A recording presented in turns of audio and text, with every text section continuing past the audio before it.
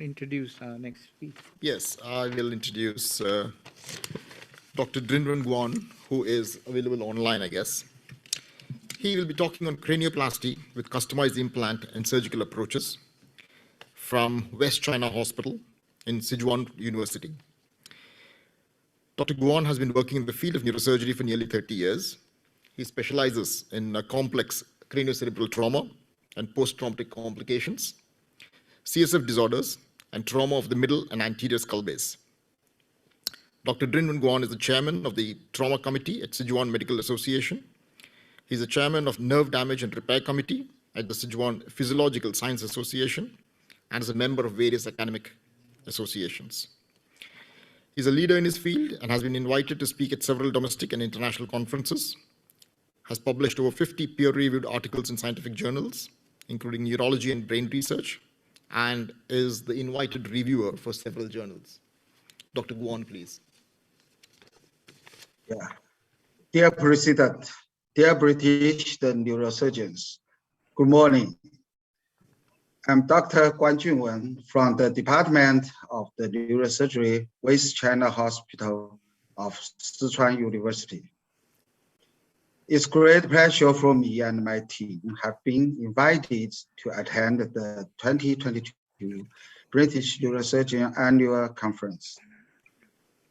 Today, the topic of my report is the cranioplasty with the customized implant materials and surgical techniques.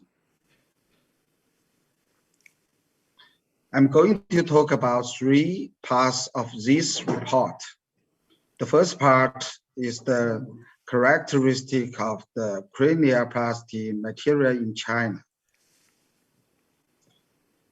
At present, there are three kinds of the cranioplastic implant, the materials in China. About 10 years ago, it was mainly the titanium skull repair materials. With the change of the economy and depending of the understanding, the application of the polyethyl ketone as PEEK material and the autologous skull has greatly increased in 10 years recently.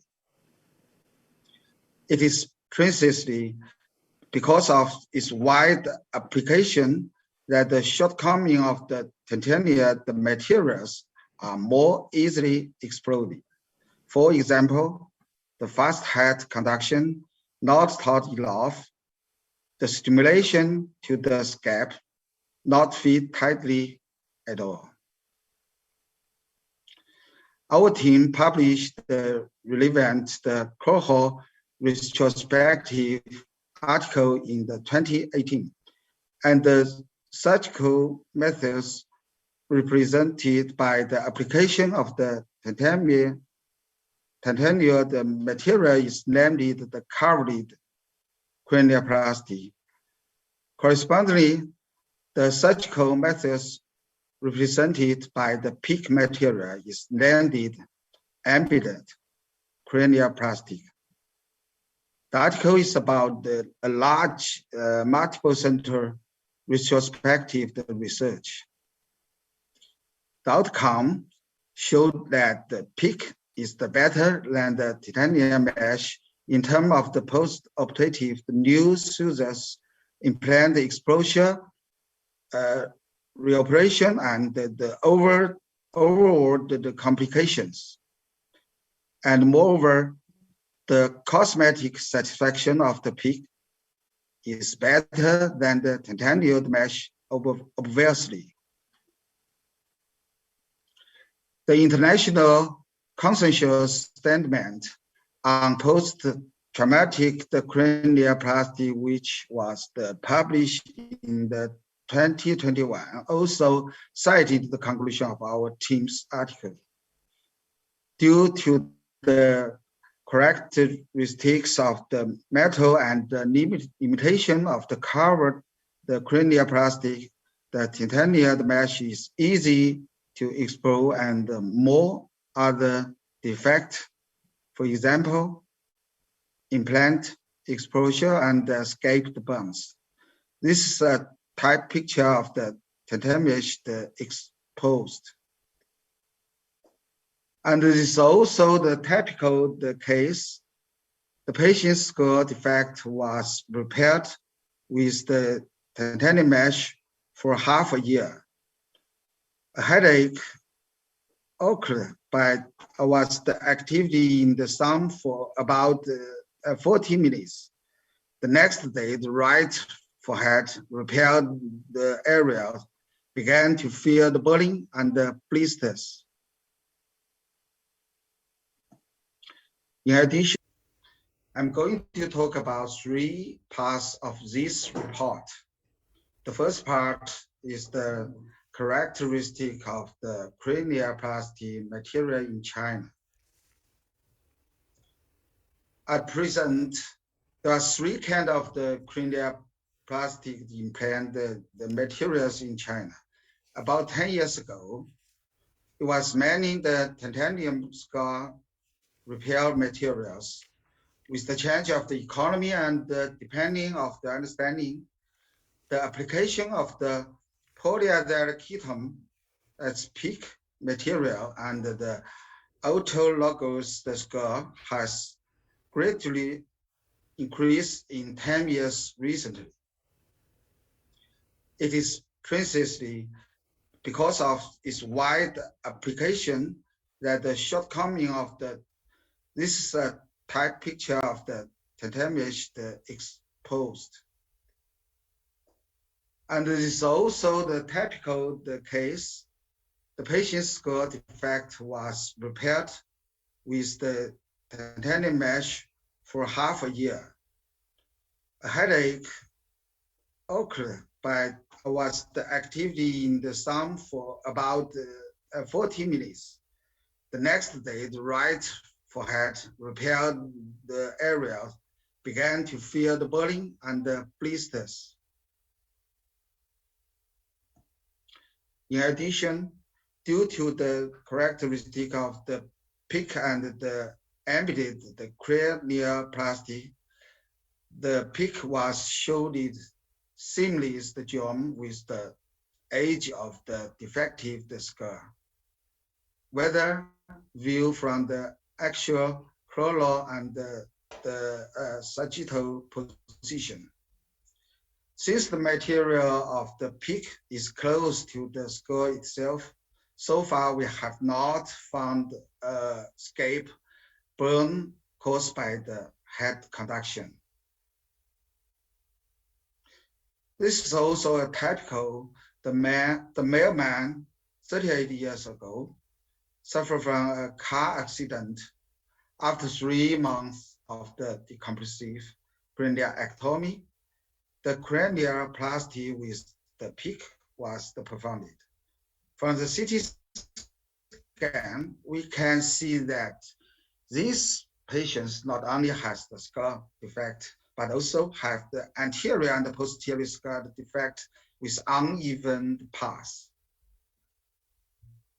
In the operation, we not only use the peak material to repair the defect of the skull, but also filled it and repaired the uneven skull. After operation, the satisfactory results were obtained from the appearance of the patient and the 3-dimensional CT scanning.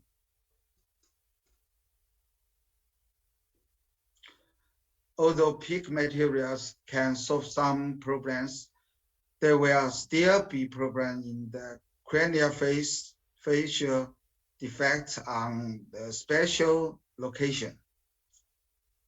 The most common problem is the defect involving the temporal skull. So the part 2, I want to talk about the temporal hollowing following the cranioplastic and the management. Most neurosurgeons focus on bone, the reconstruction, but ignore the repair of the soft tissue and the appearance. However, the incidence of the temporal hollowing is more than 50% after cranioplasty. The first picture showed the area covered by the normal temporal muscle.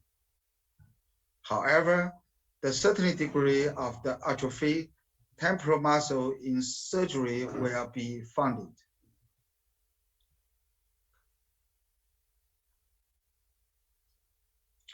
This picture is a typical picture of the temporal hollowing after the cranioplasty. Then, how to manage the temporal muscle hollowing? Yes, firstly, we need to find the remaining the temporal muscle can be reconstructed by the thin layer scanning of the three-dimensional skull CT. According to the thickness of the atrophy, the temporal muscle simulated in CT and the operation, the remaining temporal muscle was classified. This is also the first time in the world to classify the remaining temporal muscles. Our team classified the remaining temporal muscle as the hypertrophy and flat and the no muscle, 3 types in total. According to different types, it will be treated by the different way.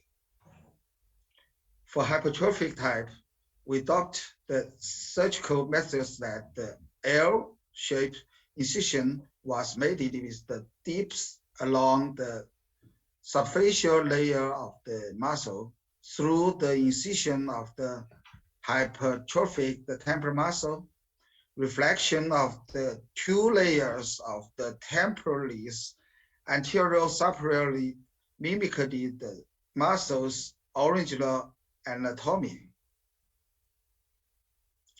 For flat tapes, the straight line incisions was made along the superficial temporal fascia, and the extent temporalis is the fixed using the sutures fixation. For low temporal muscle type, in addition to the reconstruction of the skull struct, we also reconstructed the contralateral mirror temporal muscle on the basis of it, so that the temporal muscle could be fused to the artificial material. Of course, up to now, this material is currently limited to the peak. The following slide was the small sample data of our team's statistical outcomes of different surgical methods dealing with the different temporal muscle atrophy. We used the ImageJ software to take photos during the operation to compare the increased temporal muscles area before and after the operation. From the statistical outcomes, the increased area of the hypertrophy types is significantly more than that of the flat types, whether it is extended area or the total increased area. There were also statistically significant difference between the 2 types of the per and the post-operative muscle areas. It's obvious that the area of the 2 types increased significantly after the operation, and the most patients and the doctors are satisfied with the surgical result. The following slide shows the different types of the post-operative photos. These flat types. You should see the temporal muscles area is satisfied. And this is the hypertrophic type.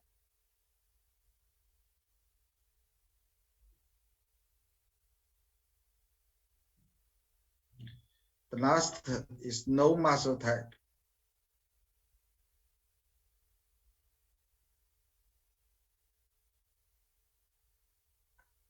Yes. Finally, I will take a few minutes to report the ongoing clinical trial, TIP trial. For the defect of the skull, shall we choose the PIC or the titanium mesh in future? Recently, a retrospective review of the literature showed that the PIC materials was significantly better than the titanium mesh in success rate of the surgery, and the extent of the complication was significantly lower than the titanium mesh. Nevertheless, we still need the high-level clinical evidence. So we decided this clinical trial and the limited tips trial. The tips also mean giving a warned tips on choosing the material. And this clinical trial has been registered on the International Clinical Trial website. The aim of this study was to compare the long-term implant failure rate and the aesthetic outcomes, neurological outcomes, and the post-operative the complications rate of the primary PIC cranioplastic versus premier titanium mesh cranioplastic. We believe the TIPS trial would provide the high-level clinical evidence for the clinician to choose the skull repair material.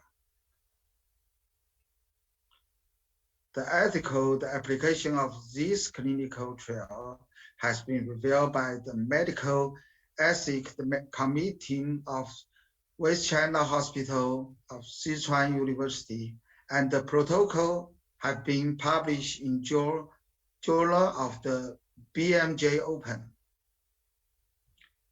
At present, the trial has collected the patient from the more than 20 centers in China, and more than 100 patients have been included. This is the map of the center and the patients' distribution. I hope this clinical trial can be successfully complete, and the final result will be reported to you again. That's all for my speech today. This is a group show, a photo of our department, Neurosurgery. There are about more than 80 doctors, and with the 350 beds, including an ICU, 50 beds. There are about 12,000 operations per year. Thanks for your attention. Thank you.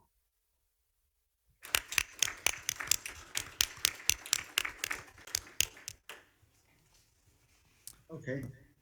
Yes. Thank you, Dr. Guan. That was an excellent talk. There were certain topics and points that you brought across. One was looking at PEEK versus titanium and your experience of certain problems with titanium and your...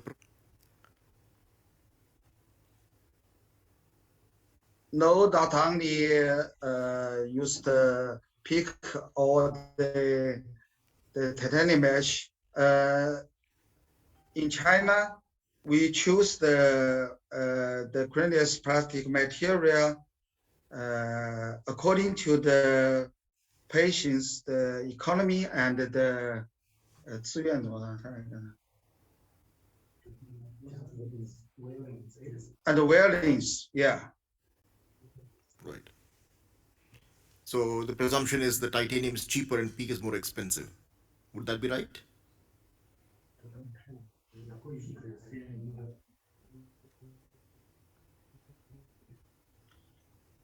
Of course, the peak is expensive. The normal defect cranial, the plastic maybe 10 times 100,000 RMB, and the type and the titanium mesh is maybe 10,000. So the 10 times the space, yeah. One. Okay.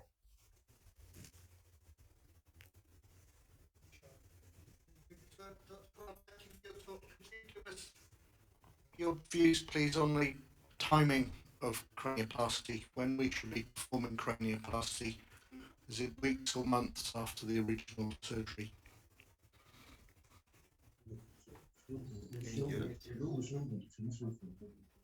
Yeah. The most patient will be performed the cranioplastic for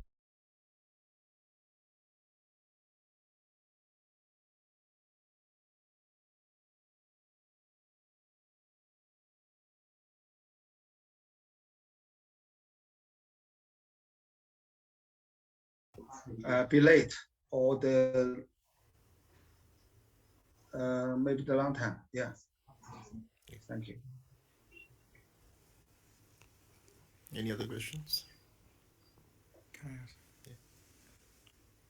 Dr. Guan, could I ask you whether in your practice, do you involve the plastic surgery colleagues to help with the scalp part of the reconstruction?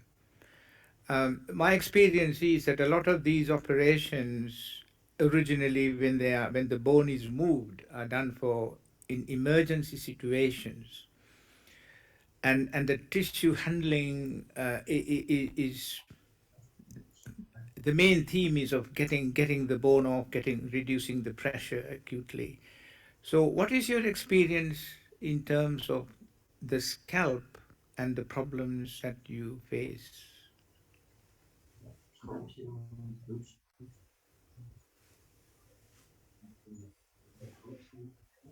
Yes, somebody helping him translate.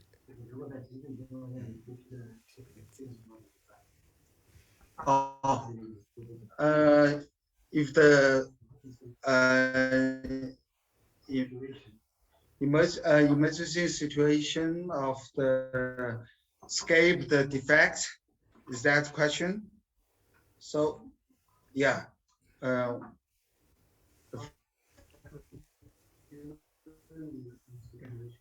Actually, Dr. Guan, the question is whether you have colleagues like plastic surgeons involved in the reconstruction operation to help you get a good scalp closure.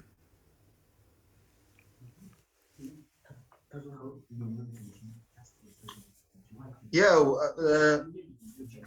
yeah. The situation about the escape defect, we will be the first. We will cut meeting. Yeah. 我们先会请整形外科医生。The first we will invited the plastic surgery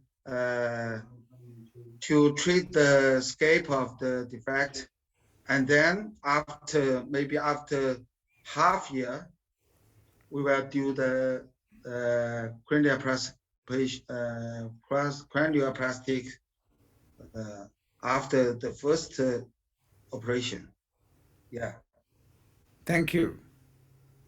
Thank you.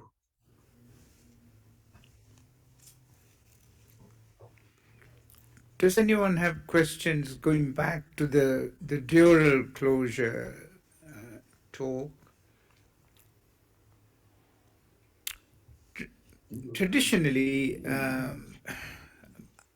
I remember we were told that a small hole is worse than a gap. That if you leave the dura open, there's a chance of natural healing. In our current practice, we tend to worry about gaps. So closing the gap, closing the dural defect has become much more, we are much more focused on that concept. What do people think about this, the concept of natural healing? How many of you, if you have a CSF leak during a spinal, say a straightforward lumbar disc operation, just close the muscle and think, well, leave it for natural healing? Do people still do that? Yes. Yes. Neil. I think there's a big difference between the spine and cranium here. I think and I've got no recent experience in the spine, but in the cranium, I'm not bothered about a watertight closure, particularly supratentorally, because I think it will normalise itself. I'm not sure about the healing as you describe it, but I think the CSF circulation just sort of normalises over time. Obviously, with gravity and a column of CSF in the spine, I think it's a completely different matter. So I think you have to separate the two. Yes, I think most people would agree with that comment. So, Alistair. One of the things of having been around for a long time, I've seen countless trials and things of various methods of closing the dura, the stupid little staples and all that sort of thing, in order to pursue this completely illusory goal of a watertight closure. You cannot get a watertight closure in the dura. If you have any pressure at all behind it, it will find its way out. You have not actually closed it, you've simply tacked it together. But one of the advantages of being ancient is, like Nihao, I'm not quite as ancient as Nihao. I am. No one is. Anyone around here who trained in Liverpool, remember two of the consultants intentionally stitched the dura back over the bone, right round the craniotomy, to leave a massive gap. And I used to think this was terrible, having trained somewhere where we closed it. There was absolutely no difference in the incidence of pseudomeningocele or anything else. So that's why I said earlier on, I'm someone who likes to close the dura where possible if there are some gaps. It makes very little difference, but I absolutely agree with Neil that it depends where you are. Neil, like me, does a lot of MVDs, for instance. I simply don't care, as long as there's something to hold the bone in place afterwards, because you never get a pseudomeningocele from that. Whereas in the lumbar spine, you have a tiny hole in the dura, you will get a pseudomeningocele. And I think most of us nowadays use at least some glue, or if not, and if we can do, we try to close it as a primary closure. Yes.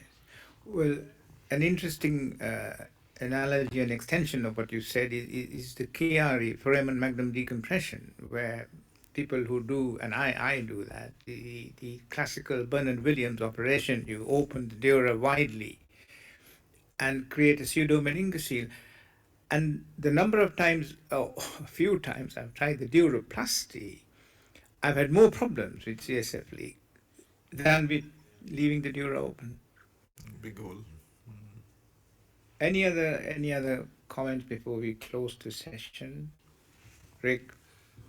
Just going back to the cranioplasties, what about some of the old-fashioned approaches? I'm just interested to know whether anyone with cranioplasty, particularly decompressive craniectomy, is harvesting the bone and perhaps using abdominal pockets and reusing. I mean, are people still advocating that? And then what about the cranioplasty on, shall we say, non-cosmetic areas? So cranial vault, I mean, for example, a resection of a meningioma with bone invasion, I would still consider an in situ acrylic cranioplasty. It's if you've done them in the past, it's very easy to do. It's probably about 20 quid for antibiotic impregnated acrylic. So how many? we've got the dinosaurs at the front here, but how many people are still using those very sort of traditional approaches? Yeah, well, I don't use acrylic, but we quite often use just titanium mesh off the shelf for these smaller defects in non-cosmetic areas, for sure. We don't do any trauma applies, as you know, but in London, if we see somebody following a trauma craniotomy with a craniectomy, the bone is never placed in the abdominal fat at all. It's only from a sort of abroad or occasional other centres. I think there are some centres in the UK still do it. I think maybe Hull does it, but I think they're few and far between. Hutch. Yeah, Rick, thank you. I don't know whether I'm a dinosaur or not, but I don't think I do that anymore. So the first question in relation to the material, we are now moving towards titanium, and this issue about meningiomas, so we'll often get a titanium plate made preoperatively instead of making one at the time. Autologous bone flaps, I think the problem is the bone often gets resorbed and patients are reporting quite a lot of pain in the abdomen with the bone flaps. So I think most people have moved away from it now, it's my understanding. And the infection risk is greater with autologous bone, yeah.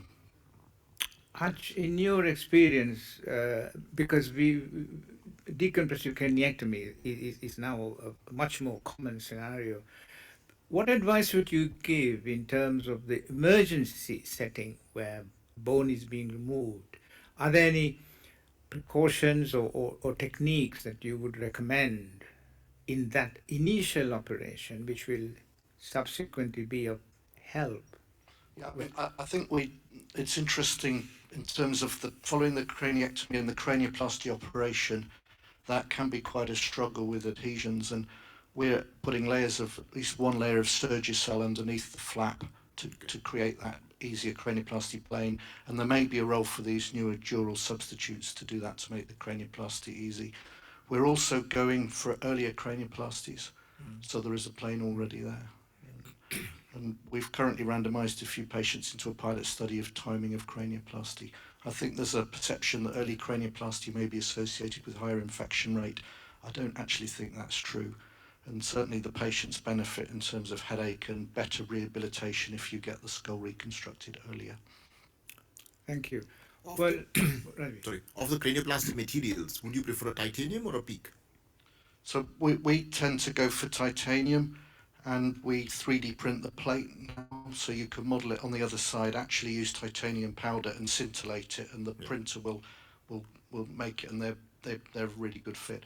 We don't have much experience with PEEK. And the only time that we use PEEK, for example, here is when we need to give some post-operative therapy. But has anybody ever seen the experience that Dr. Guan was talking about, of blistering of the skin? I think it's not hot enough here. I don't think there's too much rain here for that, isn't there? I guess so. I've never seen it. So, well, It could have been. and does anybody have any ideas or techniques of doing anything about the temporal hollowing? Well, I think that's cosmetically very important, that you take care of that temporalis muscle, because I think it's just ignorant if you leave that under the cranioplasty itself. I mean, I have seen it going back into some cases where it was done by a trainee or so, and they just put the cranioplasty on top of the temporalis muscle. I think that's just unacceptable. But I mean, if you do dissect it, because the muscle has kind of shrunk down, the hollowing will still be apparent.